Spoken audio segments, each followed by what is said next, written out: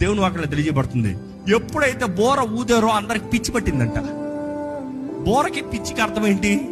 Yes, every time you praise God it creates confusion for the devil. Do you know that? అందులో నీ situation worst situation అవ్వచ్చు. నేను ఒంటరిగా ఉన్నానే, నాకేమి రాదే, నాకేమి చేయలేనే, నేను బలహీననే, నాకు రాదే, నాకు లేదే, ఈ పరిస్థితుల్లో కూడా దేవా నీకు స్తోత్రము, నా తోడు నీవు ఉన్నావంటే వాడికి అర్థం కాదేంటి ఏం జరుగుతుంది. వీళ్ళ జీవితాన్ని ఇంత ఘోరంగా చేశానే, అయినా కూడా వీళ్ళు స్తుతిస్తున్నారంటే అసలు ఏంటి గేమ్ ప్లాన్? ఏదో వేరే ప్లాన్ బి ఉందా ఇంటి? నేను అనుకున్నట్టే వెళ్తలేదే, వీళ్ళు ఏడుస్తారు, వీళ్ళు భయపడతారు, వీళ్ళు పారిపోతారంటే వీరేంట్రా అంటే నా దగ్గరకు వచ్చారు. నా దగ్గరకు వచ్చి దేవుడు స్తుతిస్తున్నారు.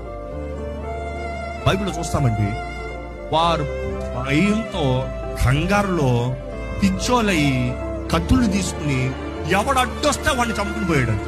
ఎవరు చంపుకున్నారు? శత్రువులు చంపుకున్నారు.